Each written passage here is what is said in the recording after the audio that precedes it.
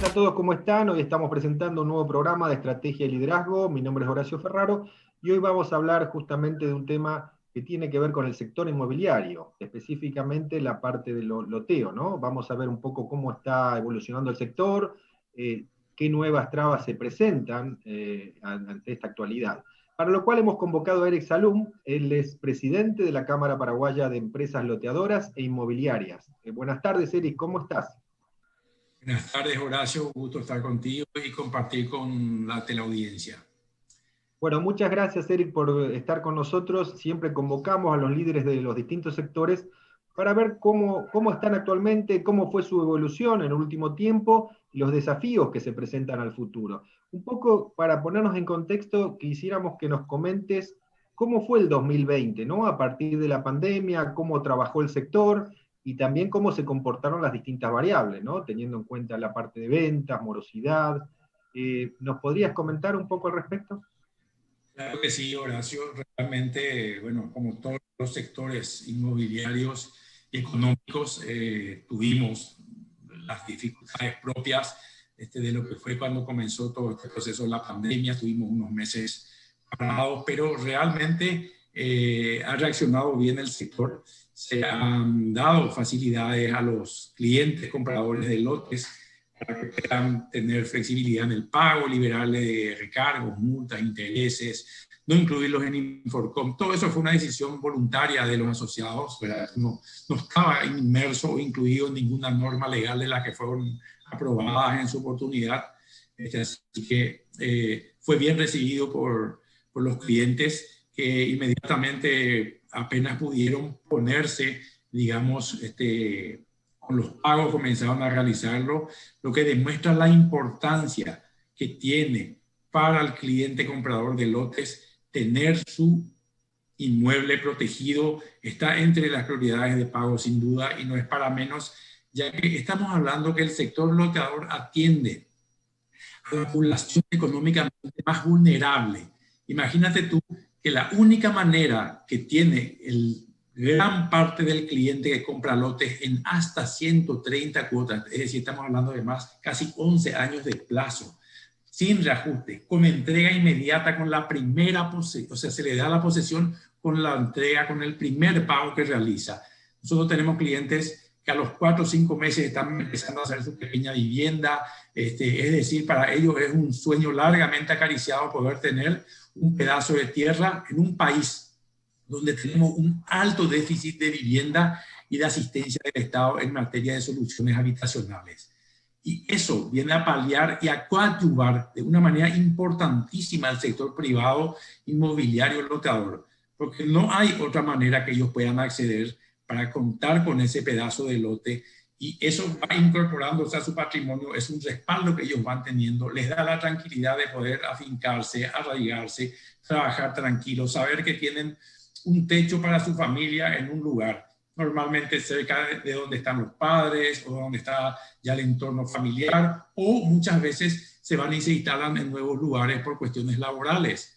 La maquila ha generado mucho desplazamiento interno en nuestro país y ha significado que esa gente se arraigue y quiera estar cerca de sus lugares de trabajo, en lo natural.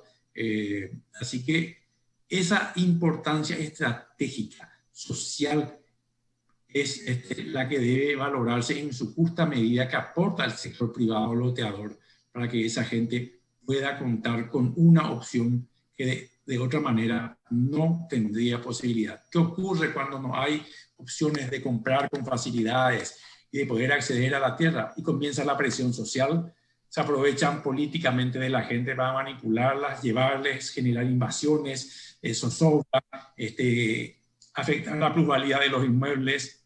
Nosotros tenemos casos en los cuales nuestros propios clientes, ¿verdad?, están en permanente inquietud de que puedan ocurrir invasiones en torno a los lotamientos ya consolidados.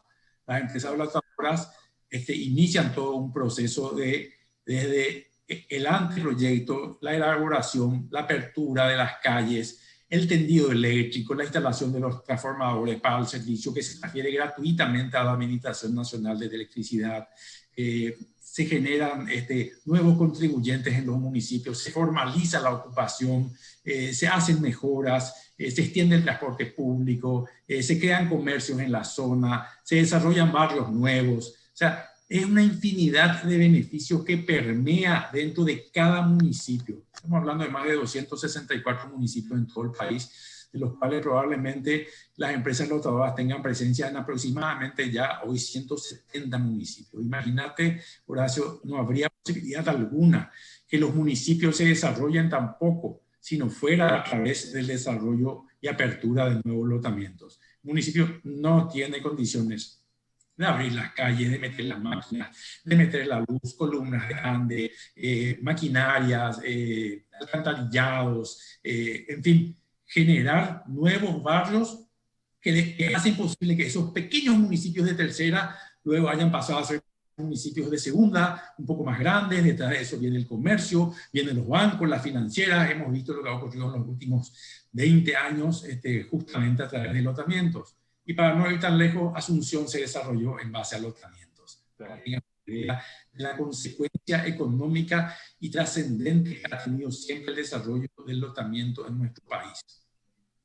Claro, es importante, Eric, lo que estabas mencionando, o sea, un poco para describir el efecto que tiene en la sociedad la actividad de las empresas de la Cámara, ¿no? Primero, un desarrollo social muy importante, ¿no? Porque ustedes hacen todo el proceso, digamos, que tiene que ver justamente con dar la infraestructura a esas nuevas, digamos, a esos nuevos lotes que después serán viviendas, financiarlo y también en un plazo largo, en cuotas que son accesibles de acuerdo a la gente que tiene su trabajo, ¿no? Y se concreta también familias nuevas que se forman, y eso genera, digamos, un efecto multiplicador en la economía y por otro lado la sociedad. Y me sorprende también lo que has comentado de que están en más del 50% de los municipios, ¿no? Con lo cual es una actividad realmente muy, que abarca un amplio espectro, ¿no?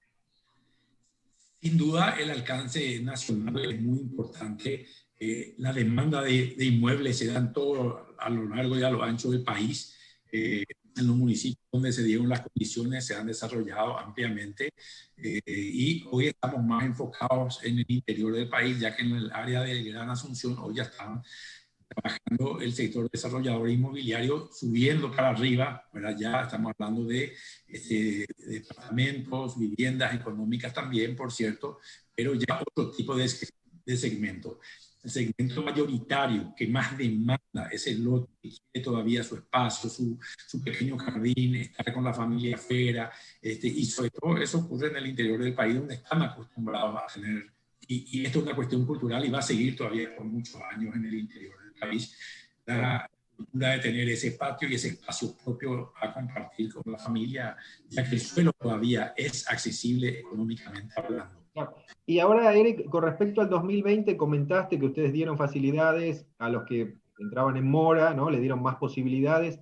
Si nos podrías comentar, por ejemplo, las distintas variables en cuanto a la morosidad, se debe haber aumentado, pero supongo que para final de año a lo mejor se revirtió esa tendencia, pienso, ¿no? Que nos gustaría que nos comente. Y por otro lado, las ventas y los desarrollos, si los desarrollos se frenaron, o sea, ¿cómo les afectó en esos tres aspectos al sector? Sí, realmente hemos caído a un nivel de morosidad muy, muy importante allá por abril, mayo. Estamos hablando de un 60-70% cayó la morosidad en ese momento, lo que hace que haya estado prácticamente parada la cobranza durante un par de meses. Todas las empresas hicieron los reajustes necesarios para seguir trabajando y manteniendo a los funcionarios, ayornarse, trabajar home office, seguir atendiendo, en fin. Pero fueron 2 meses para comenzar a activarse con todas las facilidades que hemos mencionado. Durante varios meses se han liberado todos los recargos, etcétera. Eso ha significado que cierre bien el año, mejor de lo que pensábamos, inclusive, me atrevería a decir, ante un panorama tan sombrío como el que teníamos en ese momento.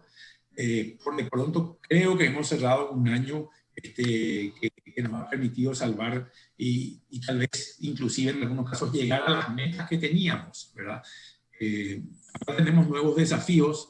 Este año ya estamos encarando nuevos proyectos, pero me gustaría referirme a un tema puntual que lastimosamente el gobierno está viniendo otra vez de contramano con nuevas normas, resoluciones y exigencias. Sí, justamente Eric, sobre ese tema queríamos hablar, o sea, hicimos un panorama de cómo venía, pero ¿cuáles son, digamos, los principales problemas que presenta la actividad actualmente, ¿no? Y qué se está haciendo al respecto, ¿no? Gracias, Horacio. Es un tema que realmente no nos esperábamos. Nosotros hemos estado acompañando desde octubre, de septiembre, un proyecto de deforestación cero, un proyecto de deforestación cero que efectivamente estaría afectándonos, y hemos tomado contacto, hemos conversado con los miembros de la Cámara de Diputados en su momento para poder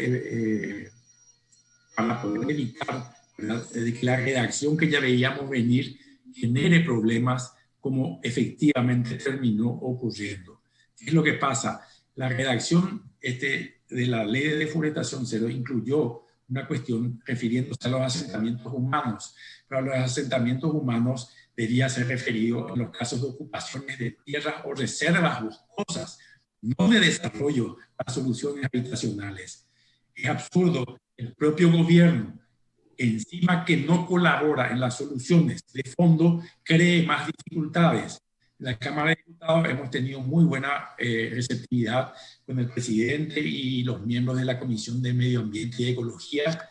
Entendieron claramente la preocupación. La mayoría de ellos son intendentes, conocen sus municipios, saben cómo crecen los municipios. Sin embargo, a la hora de llegar a la Cámara de Senadores, y en este caso en Conaderna particularmente a cargo del senador Alfara, lastimosamente no hubo el eco esperado, no le dieron importancia, no nos atendieron, no nos escucharon. Es más, te diría que nos tomaron el pelo porque nos dieron una audiencia el día que se estaba aprobando la ley, ¿verdad? No nos dieron absolutamente participación. Y esto viene de la mano del Infona que se ha hecho cargo de una redacción pésima, sin tener en cuenta los elementos que te estoy mencionando, y con el agravante de que el Ministerio del Ambiente, el MADES, que es el órgano regulador, el ministerio, está por encima del Infona, ya que el Infona es una institución de menor jerarquía, no tuvo participación en el proyecto. Nosotros hemos conversado con el ministro Viedo, con sus directores, y le han pasado por encima. Lastimosamente no tuvieron en cuenta los aspectos, y las licencias ambientales finalmente las otorga el MADES, no el Infona. Entonces se generó un conflicto de intereses entre dos instituciones de diferente jerarquía, increíblemente trabajando en compartimentos estancos, y el Parlamento que colabora y hace lo suyo. Sencillamente, ¿por qué? Porque hay una cuestión mediática, vencía el plazo de la ley de deforestación cero. El tema, nadie quiere andar mal con el tema de deforestación cero, desde luego, y no es la intención. Nosotras, las empresas loteadoras, somos las más interesadas en que todos nuestros lotamientos sean lo más arbolados posible. ¿Qué es lo que más la gente aprecia en este país? La sombra. Con el calor que tenemos nosotros, ¿quién no quiere estar sentado bajo la sombra de un árbol tomando un tereré en su patio? Los únicos árboles que se remueven son los que están en las trazas de las vías públicas. Y las trazas de las vías públicas, como su nombre lo indican, una vez que el lotamiento es aprobado gratuitamente al municipio, todos los trazados de las calles, las plazas y las áreas públicas, que también las equipamos. Otra vez, dicho sea de paso. Entonces, caemos en un terrible error. Estamos en manos de gente absolutamente inepta que está manejando con una visión totalmente obtusa de esta situación. Y creo que el Estado puede todavía revertir esto. Deberíamos modificar la ley, no hay otra, porque se aprobó por una ley, y entiendo hoy, por lo que nos explica el MADES, de que estamos en una situación de cumplimiento de la ley o no. Y encima piden que haya un plan regulador aprobado por el MADES para poder aprobar lotamientos en los distintos distritos. ¿Saben cuántos planes reguladores aprobados por el MADES hay en toda la República? 1. O sea, ¿qué quieren? ¿Qué va a generar esto, Horacio? esto va a No, generar. justamente, perdón, Eric, justamente quisiera que menciones por qué la gravedad del asunto y qué implica, ¿no? ¿En qué resulta, digamos, la aplicación de esta ley? Te voy a comentar lo que va a terminar ocurriendo, aunque tú no creas. Vamos a terminar generando falta de productos económicos, es decir, no van a haber lotes baratos para que la gente pueda comprarlo. Lotes en general, porque la gente compra de acuerdo a su bolsillo desde 350.000, 600.000 hasta 3, 4 millones probablemente, que son contaditos marginales lotes, pero la media de lotes y el ticket que más se vende de cuota, estamos hablando de 500 a 600.000 guaraníes, es el ticket de cuota que más se vende y que más demanda, para que veas un poco la posibilidad de pago que tiene la gente. Con 500.000 guaraníes entregas y tomas posesión de tu lote y a los 6 meses estás haciendo tu primer dormitorio, tu primera vivienda, tu primera actividad propia, para lo que va a ser el resto de la vida, que vas a ir ampliando, modificando y también beneficiándote, ¿verdad?, de los programas de subsidio que sí tiene el Ministerio de Vivienda y Urbanismo. Nosotros hemos firmado en su momento un convenio que lastimosamente tampoco nunca se pudo implementar, porque es diferente atender a 5.000 beneficiarios con 120 millones, de los cuales 20 millones es subsidio directo para que puedan construir sobre su lote propio, que atender a, desde luego, que atender el sector también, ¿verdad? Pero estamos hablando de departamentos de 400 y 500 millones de promedio. Entonces, el alcance y el impacto nacional es mucho más importante cuando uno llega a atender a segmentos que requieren mucho menos asistencia de parte del Estado. ¿Y qué va a ocurrir? Va a empezar a generarse una burbuja inmobiliaria de lotes económicos. A eso nos va a llevar este gobierno con estas medidas absurdas que está planteando. Ojalá que se den las condiciones, que se pueda abrir de vuelta, que efectivamente Conaderna pueda rever la posición como nos dijo en esa reunión que nos dispensó unos minutos, de que se iba a ver la solución y la modificación de la ley. Se toma la palabra y veamos si realmente hay voluntad política. Porque acá el principal responsable, el Ejecutivo, con la misma corresponsabilidad, el Legislativo. Ahora, Eric, una vez que, digamos, se sancionó la ley, ustedes tuvieron contacto con el gobierno, estuvieron en distintas charlas, o sea, se reunieron con autoridades del gobierno.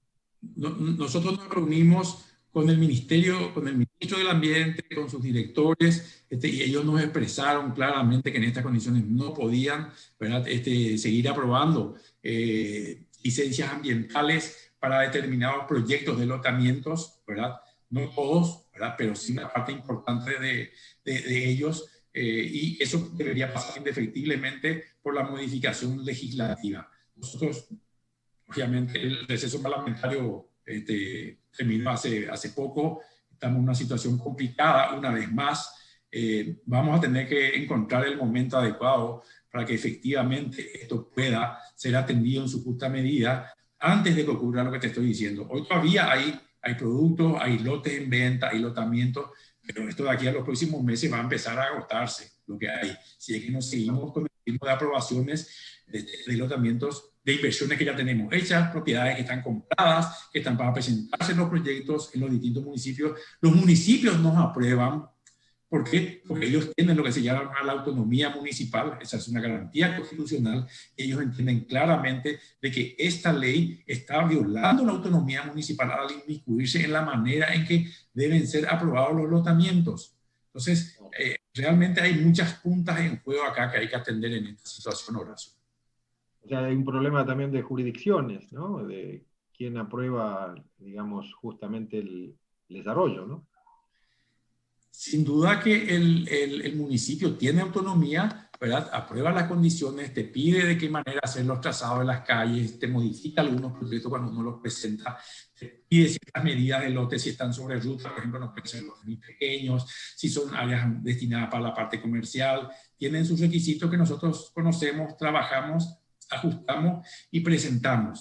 Todo eso finalmente termina presentándose luego para la asignación del catastro, ¿verdad?, en el Servicio Nacional de Catastro, que también hoy el Infona le está pidiendo al Servicio Nacional de Catastro que empiecen a pedir informes de aprobaciones del Infona para que puedan asignar cuentas corrientes catastrales. Estamos todos locos.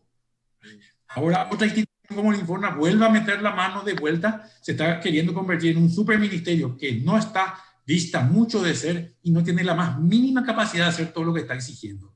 Entonces, realmente vemos con mucha preocupación el catastro llegue a entrar en ese juego pernicioso y seguir creando trabas y trabas. Y todas están viniendo de la mano del Infona. Claro, claro, sí. Evidentemente es importante el diálogo entre los distintos sectores, sectores especializados y también quienes hacen el aporte a lo que es la economía, ¿no? Y el desarrollo social también, ¿no? No hubo ese flujo, digamos, de comunicaciones que debería haber habido antes, o a lo mejor lo hubo, pero no se tomó en cuenta, digamos, ¿no? Estamos tan mal acostumbrados a ver que en los tratamientos legislativos no se le da poca o ninguna participación a los actores, a los que van a ser sujetos de la ley. Finalmente nos encontramos ya con leyes, y coste que nosotros nos hemos movido, hemos conversado, hemos hecho lobby, hemos llevado propuestas alternativas. La Cámara de Diputados ha trabajado en una redacción alternativa, nos consta personalmente. Lastimosamente, el eco no fue el mismo, repito, en Conaderna, y bueno, se aprobó a tambor batiente porque se vencía el plazo. Veamos, claro que hay posibilidades de solucionar, si hay voluntad política, tanto del gobierno nacional desde el Ejecutivo como desde el Parlamento, en Conaderna particularmente, ¿verdad? Sí se puede revertir esto y evitar que esto termine siendo una explosión social a fin de año. Claro, sí, exactamente. Voy a compartir, Eric, contigo 5 días a través de Twitter, hace siempre sondeos, y en este caso, con el tema que estamos tratando, el sondeo dice lo siguiente: a raíz de la pandemia, muchas personas apostaron por la inversión en ladrillos en el 2020. Ante un posible aumento de las restricciones, ¿qué tipo de inversión elegirías para este año?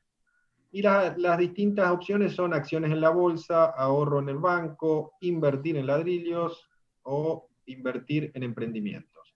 El resultado que tenemos hasta ahora es acciones en la bolsa 30%, ladrillos es la segunda opción 27%, emprendimientos 23% y ahorro en banco 20%. O sea, si bien hay una división bastante pareja, se nota, bueno, acciones en la bolsa tal vez es una expresión de, digamos, de revancha ante una cuestión, pero el ladrillo está en el 27%, ¿no? ¿Cuál es tu opinión al respecto? Y fíjate, yo creo que, que pasa mucho por la disponibilidad que uno tenga y la diversificación que se haga del portafolio. Sin duda de que invertir en la bolsa es porque uno quiere estar posicionado en líquido. Lo único que las tasas se ajustaban bastante. Obviamente lo mismo ocurre y refleja la posición de banco, ¿verdad? El que puede invierte en respaldo patrimonial. ¿Por qué? Porque adquirís plusvalía y encima incorporas un bien que te permite el día de mañana apalancarte para cualquier proyecto con una garantía real, concreta. Te comento, eso estamos hablando de un segmento, ¿verdad? De inversionistas medios para arriba. Yo te cuento el caso de los lotamientos. Tenemos muchísimos mini inversionistas. ¿Qué hacen? Compran 3, 4 lotes y van pagando una cuota y de repente necesitan efectivizar y salen a comercializar, a transferir los derechos y acciones que tienen sobre su boleto de compraventa, y después de 2 años se levantan probablemente un 60-70% con relación a lo que invirtieron. ¿Por qué? Porque pagaban una cuota de 500.000 guaraníes cuando se lanzó el proyecto, y hoy, si vas a ir a comprar esa misma cuota en ese lotamiento, después de 24 o 30 meses que ya se desarrolló, que ya hay casa, ya hay servicio, ya hay comercio, esa cuota probablemente no va a bajar de 800.000 guaraníes. Entonces, ¿qué hace? El que viene, compra, le paga la ganancia que le generó, pero sigue pagando la cuota vieja. Entonces, esta es la realidad del pequeño inversionista que apuesta a ahorrar en lotes y cuando necesita lo sale a vender. Y tenemos varios, compran, luego de un tiempo vuelven a aparecer cuando solucionaron los problemas que se les presentaban y compran otros 4 o 5 lotes. Y así tenemos gente que está permanentemente en su realidad y de acuerdo a su posibilidad económica haciendo inversiones, mini inversiones inmobiliarias. Sí, sí, eso exactamente. He conocido gente que tiene esa práctica, comprar a lo mejor 2 lotes, 3 lotes y, digamos, con el tiempo como un ahorro, digamos, ¿no? Porque de hecho es algo sólido, ¿no? Es una caja de ahorro, Horacio, que no te queda la menor duda. Claro. Eric, estamos llegando al final del programa. Me gustaría un poco, si ¿quieres puntualizar los conceptos que vertimos hoy? Un poco el mensaje, ¿cuál sería un mensaje? Un poco con el tema más crítico que afecta al sector, ¿no? Un poco para las autoridades y también para la gente en general, ¿no? Les propongo que sigan considerando como una opción absolutamente válida en la medida de sus posibilidades.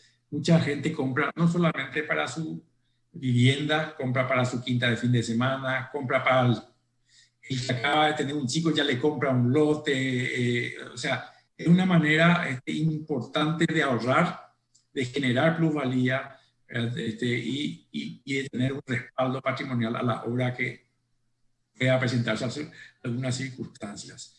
En cuanto a el diálogo, yo creo que el diálogo es lo que siempre tiene que estar abierto. Nosotros como gremios vamos a insistir, vamos a acercarnos de vuelta al Ejecutivo, vamos a acercarnos de vuelta al Parlamento una vez que pase este momento un poco álgido que nos está tocando vivir, a vuelta de Semana Santa seguramente. Esperamos tener la receptividad que se merece el tema. Finalmente estamos hablando del sector más vulnerable económicamente hablando, al que se le podría generar problemas para acceder a un lote propio. Y este país lo que más tiene que dar es soluciones de tierra y habitacionales. Bueno, Eric, muchísimas gracias. Esperemos, digamos, que a partir de ahora se busquen y se encuentren las soluciones, ¿no? Que, como dijimos, es una actividad que promueve el desarrollo tanto económico como social. Así que muchísimas gracias por haber compartido este espacio con nosotros. Gracias, Horacio. Cuando quieras, encantado de haber estado contigo en el programa y con la audiencia. Hasta cuando quieras. Bueno, muchas gracias, Eric. Ha compartido este momento con nosotros Eric Salum, presidente de la Cámara Paraguaya de Empresas Loteadoras e Inmobiliarias. Muchas gracias. Hasta luego.